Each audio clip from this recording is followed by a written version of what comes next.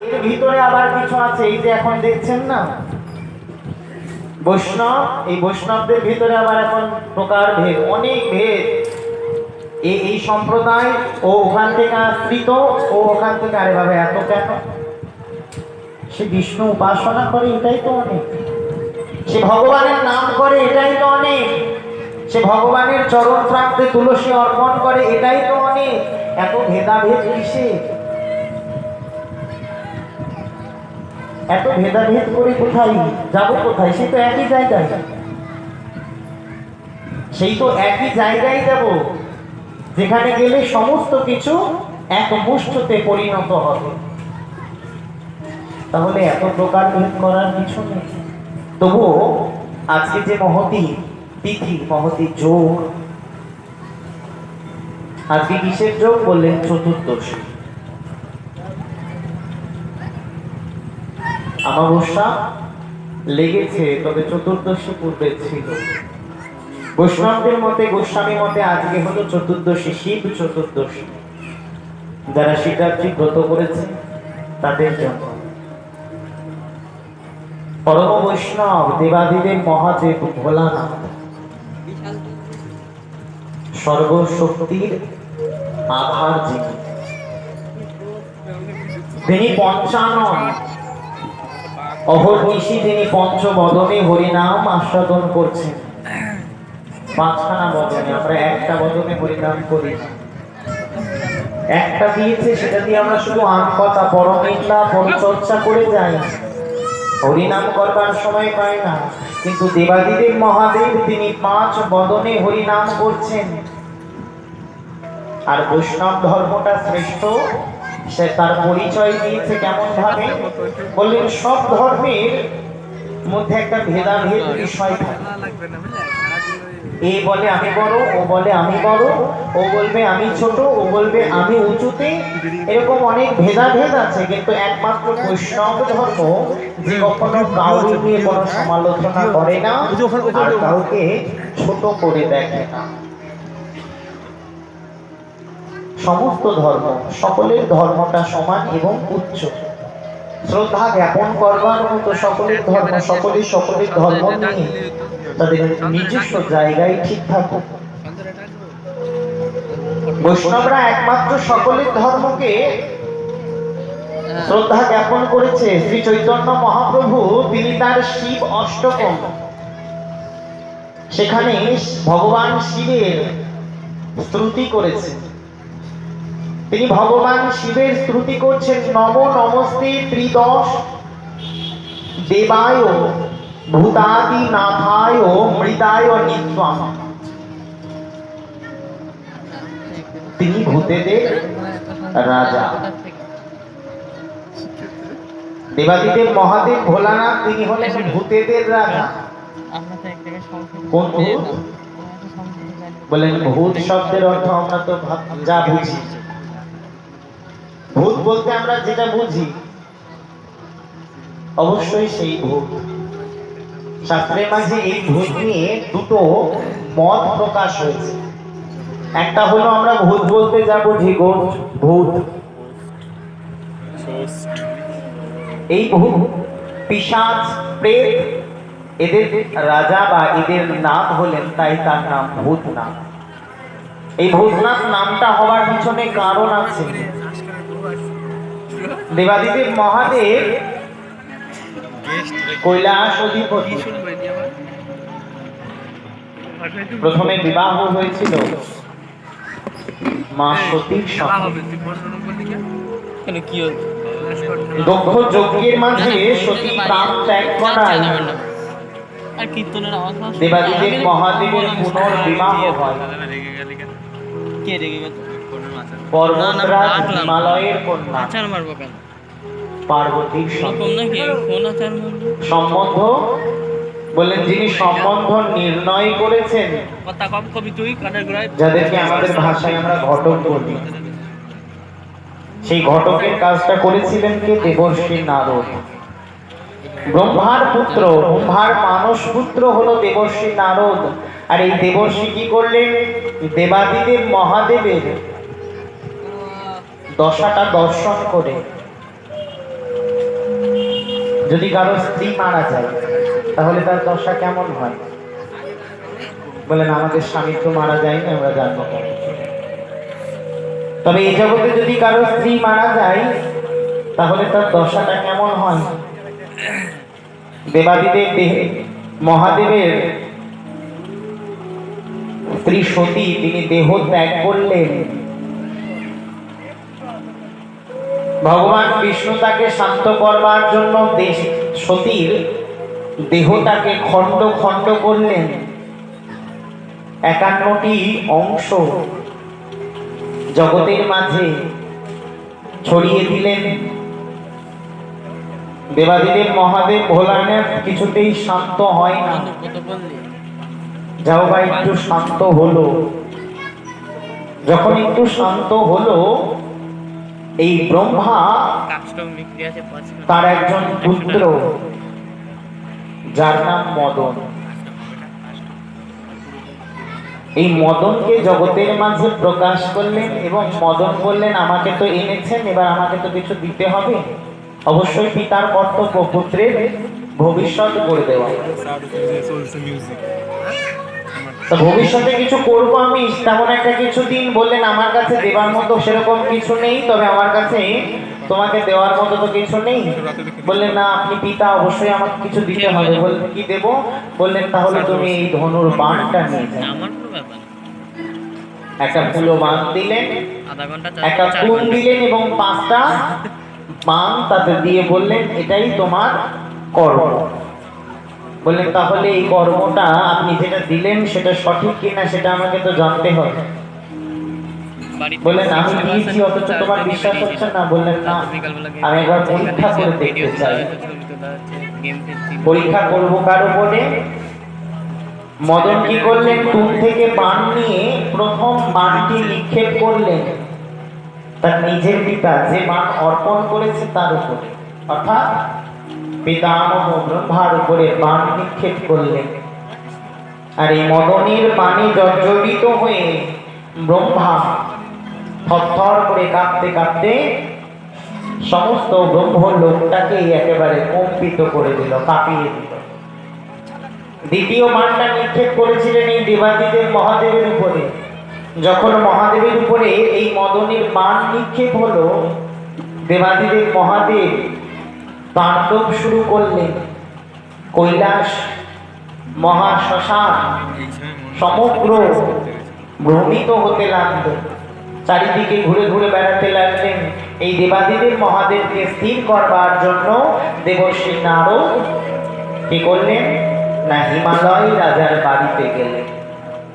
পর্বতদের মধ্যে রাজা হলো, পর্বতদের যিনি রাজা তিনি হলেন হিমালয়। আর হিমালয়ের বাড়িতে গেলেন। বাড়িতে গিয়ে কি করলেন, তার কন্যাকে দেখা মাত্রই যখন দেবর্ষি গেছেন, হিমালয় রাজ বড় আনন্দিত, দেবতাদের দেশে এসেছে। বিবাহযোগ্য কন্যাকে নিয়ে এসে প্রণাম করালেন। প্রণাম করিয়ে নিয়ে বললেন আমার কন্যা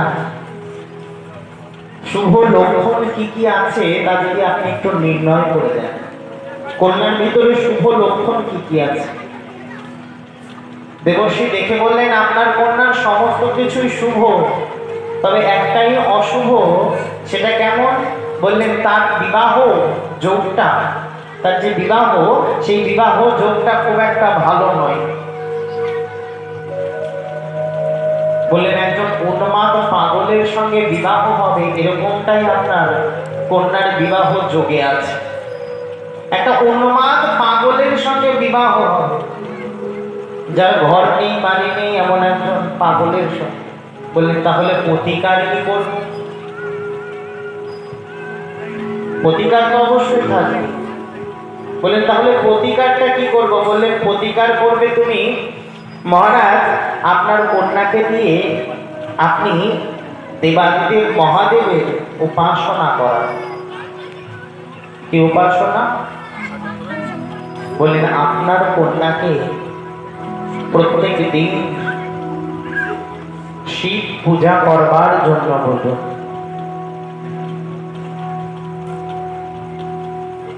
মাতা পার্বতী প্রত্যেক দিন দেবর্ষি নারদের কথা শুনে শিব পূজার আয়োজন করলো, বললেন আপনি শিব পূজা করতে থাকুন। এই ভোলানাথ মহেশ্বর যদি কৃপা করে আপনাকে গ্রহণ করে, তাহলে আপনার এই যে দোষগুলো, এই দোষগুলো সব কেটে যাবে। সেই জন্য দেখবেন মেয়েরা সকলেই শিবের ব্রত করে, শ্রাবণ মাসে করে, শিবরাত্রির ব্রত করে, শিবের মাথায় বিল্লপত্র, দুগ্ধ, গঙ্গা জল প্রদান করে, অভিষেক করায়। কেন? বলেন শিবের মতো বর পাবার জন্য। চাই কেউ শিবের মতো বর, যে সবসময় শ্মশানে পড়ে থাকে, হাড়ের মালা গলায় পড়ে থাকে, যে সবসময় ওই কয়েকটা ভূত পেট পেশাচদেরকে নিয়ে সবসময় সঙ্গ করে, সর্ব অঙ্গে পাউডারের বদলে যে মহা শ্মশান থেকে তুলে নিয়ে আসা ভস্য, ছাই ভস্য গায়ে মাখে, আবার একটা কাপড় তার জোটে না, একটা ব্যাঘ্র চর্ম বাঘের ছাল সর্ব অঙ্গে যে পরিধান করে থাকে, এমন বর। মায়েরা আপনারাই বলুন, এরকম জামাই চাইবেন? এরকম জামাই কেউ নেবে? কেউ নেবে না, কেউ চাইবে না। তবে কেন শিবের? তাহলে শিবের মাথায় কেন জল দেয়? মেয়েরা কেন শিবের মাথায় জল ঢালে? বললেন আমরা সকলেই জানি শিব শ্মশানে থাকে, শিব ছাই ভস্য গায়ে মাখে, নন্দী ভিঙ্গি ভূত পেট পিশাচদেরকে নিয়ে সব সময়ের জন্য থাকে। তবে শিব, তিনি হলেন সত্যের প্রতীক। শিব সত্যের প্রতীক, সুন্দরের প্রতীক। এই জগতে তার থেকে সুন্দর আর কেউ নেই, আর তার থেকে সত্যবান আর কেউ নেই। তাই প্রত্যেকটি মেয়ে শিবরাত্রির ব্রত উদযাপন করে এবং তারা চাই আমরাও যেন শিবের মতো বর নয়, তার মতো সত্যবান এবং সৎ পুরুষ পাই। আজকালকার দিনে তা বলে না, আজকালকার দিনে জল ঢালে আর বলে একটা সরকারি চাকরি আর ছেড়ে। সরকারি চাকরি না পেলে বাবা বিবাহ যোগ তোমার ওখানেই বন্ধ হয়ে যাবে। তাই বলি, তার জন্য শিবরাত্রির ব্রত করলে শিব এমন একজন মহান বৈষ্ণব, তিনি মহাত্মা। আমরা সকলেই মনে করি তিনি হয়তো গাঁজা, সিদ্ধি, অনেক কিছু ইত্যাদি ইত্যাদি গ্রহণ করেন। না বাবা, সম্পূর্ণ ভুল ধারণা, ভ্রান্ত ধারণা। যারা মনে করে যে আমরা গাঁজা খাচ্ছি অর্থাৎ বাবার প্রসাদ খাচ্ছি, তাদের ধারণাটা পূর্ণ ভুল। তিনি পরম বৈষ্ণব, তিনি কণ্ঠে বিষ ধারণ করেন, তিনি জগতের সমস্ত বিষকে হরণ করে কণ্ঠে ধারণ করে রেখেছে এবং জগৎকে উদ্দেশ্য করে বললেন, তোমরাও তোমাদের কণ্ঠে এই সংসারের যে বিষ, সংসারের বিষটাকে তোমরা কণ্ঠে ধারণ করে রেখো। এখান থেকে নিচে নামিও না আর ওপরে নিয়ে যাও না। বলে বিষ যদি মাথায় উঠে যায় কি হবে? মানুষ মারা যাবে। আর যদি নিচে আসে, বলে এই যে কণ্ঠের থেকে নিচেই তো থাকে হৃদয়, এই বিষটা যদি হৃদয়ে প্রবেশ করে তাহলে এই জগৎ বিষাক্ত হয়ে যাবে, এই জগতের সবকিছু বিষাক্ত হয়ে যাবে।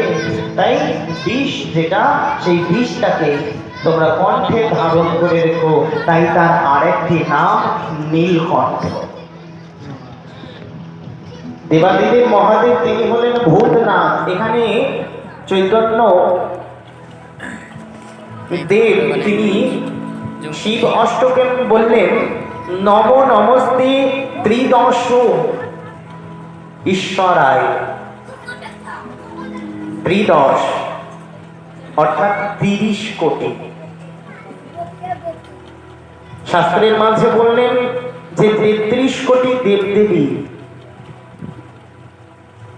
এই 33 কোটি দেব দেবতাদের মধ্যে,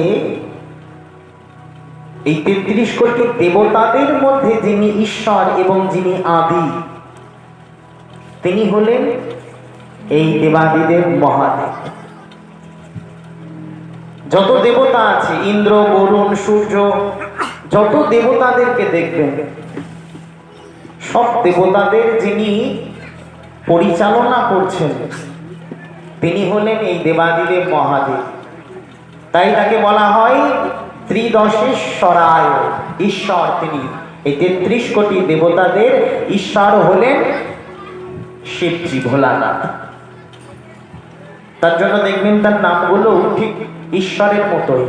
আমাদের শিবনিবাসের মাঝে দুটো দেবাদিদেব মহাদেবের মূর্তি আছে, সেই দুটো, একটা হলো রাজেশ্বর, সে তার পিছনে দেখুন ঈশ্বর আছে, আর একটা হলো রাজ্ঞেশ্বর, তার পিছনেও ঈশ্বর আছে।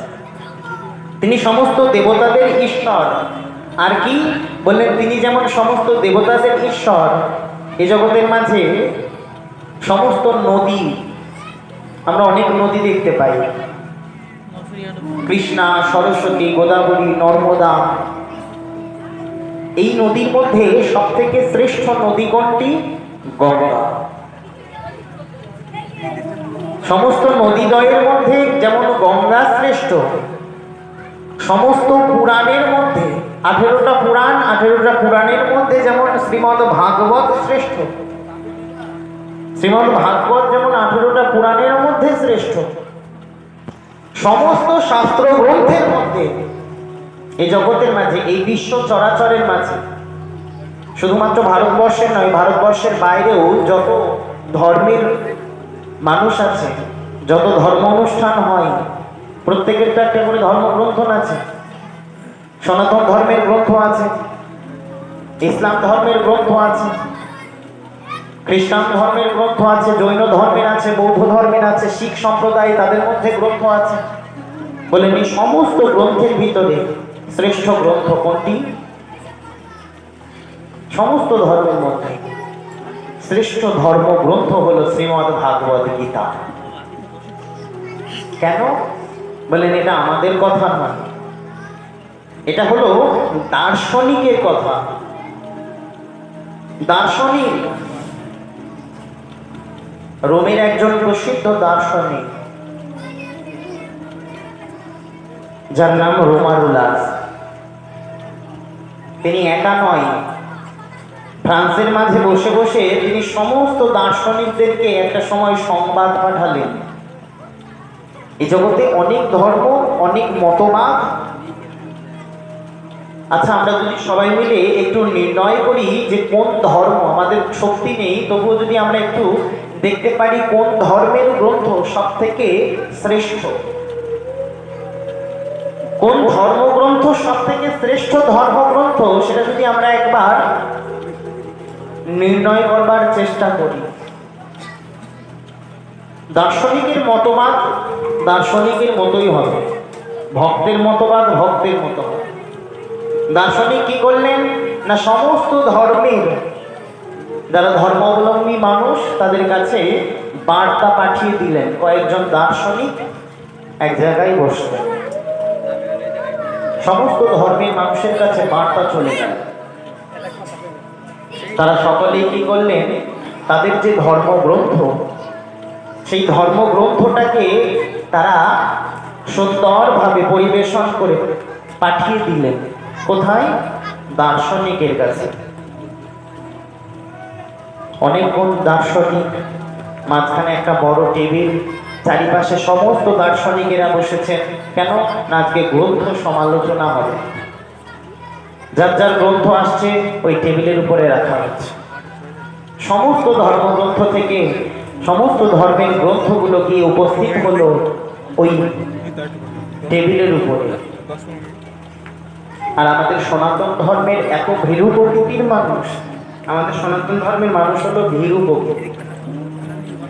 এরা খুব ভয়, এদের অন্তরে খুব ভয়। আর ভয়টা কেমন? বললেন আমি আমার মতো থাকবো, কারোর সাথেও যাব না, কারোর পাশেও যাব। কিন্তু এরা ভাবে না যে পাশের বাড়িতে আগুন লেগেছে।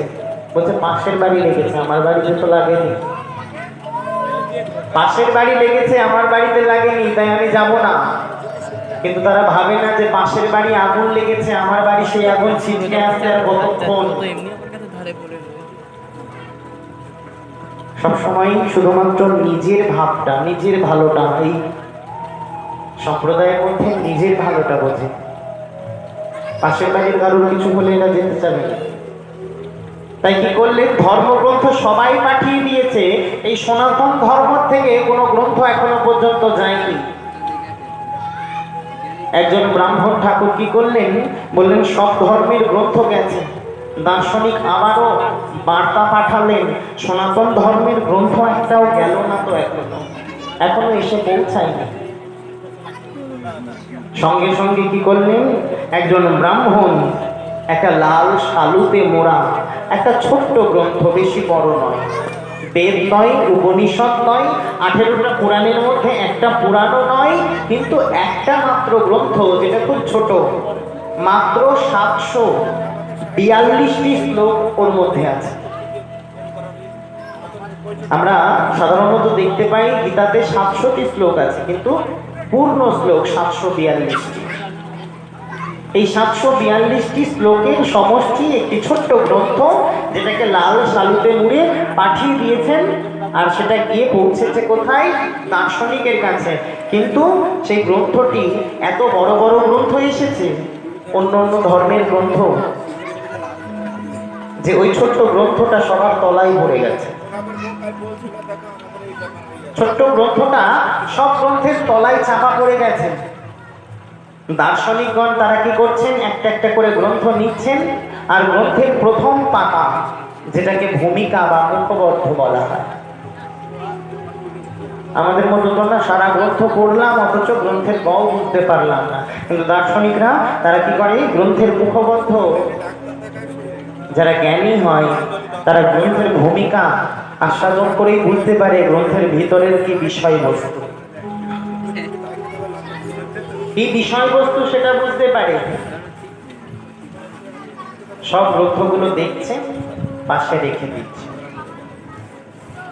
একটা একটা করে সব গ্রন্থের নিচে যখন গ্রন্থগুলো দেখা হয়ে গেল, নিচের দিকে তাকিয়ে দেখলেন সব গ্রন্থের নিচে একটা ছোট্ট গ্রন্থ, যেটা লাল শালুতে মোড়া রয়েছে। রোমারুল্লাস তাড়াতাড়ি করে ওই ছোট্ট গ্রন্থটা টেনে বার করলেন, আর বার করে নিয়ে কাপড়টা খুললেন, খুলে দেখলেন সেখানে একটা প্রতিচ্ছবি, গ্রন্থের উপরে একটা ছবি। কেমন ছবি, বললেন একটা রথ, রথের উপরে একজন বসে রয়েছেন আর একজন পরিচালনা করছেন রথটি। রোমারুল্লাস দেখে কাঁদছে, চোখ দিয়ে জল পড়ছে ঝরঝর করে। ঠিক এমন সময় একজন দার্শনিক তাকে ডেকে বললেন, আচ্ছা সাহেব, আপনি কাঁদছেন কেন? বললেন, এতগুলো গ্রন্থ দেখলাম, কিন্তু কোথাও এমন চিত্র দেখতে পাইনি যে চিত্র দর্শন করা মাত্রই আমার অন্তরে হলো। কি হলো? বললেন, আমার অন্তরের মাঝে উদয় হলো যে আমি এই চিত্রটা দেখলাম, যেখানে স্বয়ং ভগবান, যেখানে স্বয়ং ভগবান পাণ্ডবদের তৃতীয় পাণ্ডব অর্জুনকে সংসার শিবির থেকে কুরুক্ষেত্র শিবিরে নিয়ে এসে উপস্থিত করেছে, এবং জগৎকে উদ্দেশ্য করে বললেন, তোমরাও তোমাদের সংসারের মাঝে থাকো, আমি একদিন না একদিন রথ নিয়ে আসব, আর সেই দিন এসে তোমাদেরকে এই সংসার শিবির থেকে ওই সংসার শিবিরে, ওই বৈকুণ্ঠ ধাম শিবিরে নিয়ে যাব। আমি বৈকুণ্ঠের শিবিরে নিয়ে যাব। এই সংসার শিবিরে তোমরা থাকো, আমি তোমাদেরকে কথা দিলাম, এখান থেকে তোমাদেরকে আমি টেনে কোথায় নিয়ে যাব? বৈকুণ্ঠ শিবিরে। আর কোন গ্রন্থের মাঝে আমি পাইনি,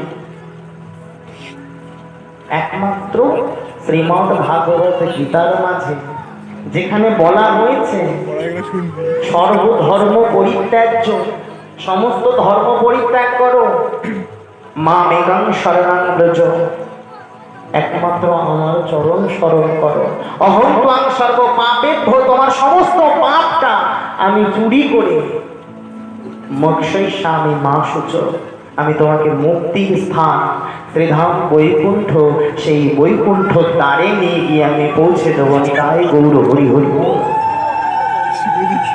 আমি বৈকুণ্ঠে নিয়ে যাব একমাত্র শ্রীমদ্ ভাগবত গীতার মাঝে বলেছে। আর কোন গ্রন্থে, কোন ধর্মগ্রন্থে এমন কথা পাবেন না যেখানে ভগবান স্বয়ং কথা দিয়েছে তোমরা তোমাদের ধর্ম যাজন করো, আমি তোমাদেরকে নিয়ে যাব। তোমাদের যদি অনেক পাপ থাকে আমি সেই পাপ রাশিকে চুরি করে আমি নিয়ে যাব কোথায়? বৈকুণ্ঠ ধামে তোমাদেরকে পূর্ণ মুক্তি দেবার জন্য।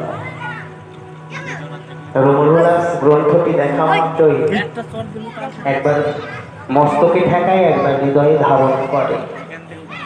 সকলে বলছে, আচ্ছা সাহেব আপনি এতগুলো গ্রন্থ দেখলেন, এত বড় বড় গ্রন্থ যেখানে একটা দুটো নয় 14,000 16,000 শ্লোক আছে, সেখানে আপনি দেখে এত কিছু করলেন না? বলেন সেখানে এতগুলো গ্রন্থ দেখেছি, কোথাও বলেনি যে ভগবান উবাচ। শ্রীমদ্ ভাগবতের মাঝে বললেন, একমাত্র ভাগবত গীতার মাঝেই বলছে ভারতে সর্ববেদার্থ ভারতস্য কৃষ্ণাং গীতায় অস্তি তেনায়ং সর্বশাস্ত্র মহিমতা। আর কি বলছে? একমাত্র শ্রীমদ্ ভাগবত গীতাতেই বলছে মুখপদ্ম বিনিসৃতা। একমাত্র শ্রীমদ্ ভাগবত গীতার মাঝে বলছেন ভগবান উবাচু। আরো গ্রন্থ নিয়ে আসুন, জগতে যত গ্রন্থ আছে সব গ্রন্থ নিয়ে আসুন, কোন গ্রন্থে দেখতে পাবেন না যে বলেছে ভগবান উবাচু বা ঈশ্বর উবাচু। ভগবান বলছে এ কথা কোথাও পাবেন না। কোন ধর্মের গ্রন্থের মাঝে খুঁজে পাবেন না যেখানে বলেছে যে ভগবান বা ঈশ্বর যে যাই বলুক না কেন, যে যাই বলুক, যার যেমন ভাব সে তেমন ভাবে ভজনা করবে অবশ্যই, কিন্তু কোন গ্রন্থের মধ্যে এখনো পর্যন্ত পাওয়া যায়নি যেখানে বলেছে ভগবান উবাচ। একমাত্র ভাগবত গীতার মাঝে বলেছে ভগবান উবাচ, অর্থাৎ ভগবান স্বয়ং বলছেন। রঘুরাজ তাড়াতাড়ি করে গ্রন্থটাকে নিয়ে হৃদয়ে ধারণ করে বললেন এরকম গ্রন্থ আর কোথাও নেই। এটা হলো বিশ্বের সব থেকে সর্বধর্মের গ্রন্থের মধ্যে শ্রেষ্ঠ গ্রন্থ শ্রীমদ্ ভাগবত গীতা। দেখতে ছোট হলে হবে কি, সংখ্যা কম হলে হবে কি, যা মানুষের জীবনের চরিত্রটাকে বদলে দিতে পারে। এই গীতা অন্য গ্রন্থে দেখবেন, অন্য অন্য ধর্মের মানুষের গ্রন্থে ধর্ম বিরোধিতার কথা বলা থাকে। আমি ধর্ম নিরপেক্ষ ভাবে বলছি, তবে ধর্মের কথা এখানে আসি। অন্য ধর্মের মধ্যে ধর্ম বিরোধিতার কথা খুঁজে পাবেন, কিন্তু শ্রীমদ্ ভাগবত গীতার মাঝে একমাত্র যেখানে বলছে মানুষের ভিডিও হচ্ছে ওখানে নিচে বসে শেষের দিন পর্যন্ত কি কি করা উচিত, কেমন ভাবে চললে সে সৎ থাকবে, কেমন ভাবে চললে সে চরণ প্রাপ্তি হবে, কেমন ভাবে চললে জগতের বুকে তিনি উচ্চ জায়গায় পৌঁছাবে, এই সমস্ত বার্তাটা দিয়ে দিচ্ছে ওই 700টি শ্লোকের মধ্যে। মানুষের চরিত্র গঠন যদি করতে হয় তাহলে এখন থেকে বাড়িতে গিয়ে বই পড়ানোর পাশাপাশি সন্তানকে গীতা আস্বাদন করাবে। তাহলে কি হবে, শেষের দিনে গিয়ে তোমাদেরকে এক মুঠো অন্নের জন্য এর দ্বারে ওর দ্বারে ঘুরে ঘুরে বেড়াতে হবে। আমাদের এই জন্যই আমাদের পরিণতিটাই, আমরা সব কিছু পড়াই, আমরা বাঙালি হয়ে হিন্দি পড়াচ্ছি, ইংলিশ পড়াচ্ছি, খুব ভালো কথা, আমরা অনেক কিছু শেখাবার চেষ্টা করছি, কিন্তু আমাদের যে সংস্কৃতি, মানুষ, প্রকৃত মানুষ হতে গেলে যা লাগে, প্রকৃত মানুষ হতে গেলে যেটা বিশেষ প্রয়োজন, আমরা সেগুলোকে বাদ দিই। আমাদের অপসংস্কৃতিতে সমস্ত জগৎটা ভরে গেছে, কিন্তু আমাদের সংস্কৃতি, যে বাঙালির যে সংস্কার, সে সংস্কারটা আমরা ভুলে গেছে। এখনো সময় আছে, যদি এখনো ছোট্ট ছোট্ট বাচ্চাদের হাতে ধর্মগ্রন্থগুলো আমি বলবো না সব সময়ের জন্য, সমস্ত কিছু বাদ দিয়ে শুধু ধর্মগ্রন্থ না, জাগতিক জগতে চলার জন্য শিক্ষার প্রয়োজন। তবে যদি কেউ গীতা পূর্ণভাবে আস্বাদন করতে পারে তাহলে তার জাগতিক জগতের শিক্ষার প্রয়োজন হয় না। কেন না, জগতের সমস্ত শিক্ষা পোষণ করা আছে ওই গীতার মধ্যে। এই জগতে মানুষ হতে হবে আগে, ভক্ত অনেক হবে। ভক্ত হতে পারবে, ভক্ত হতে গেলে আজকাল বেশি কিছু করা লাগে না। মোটামোটা কয়েকটা মালা পড়তে হয়, তিলক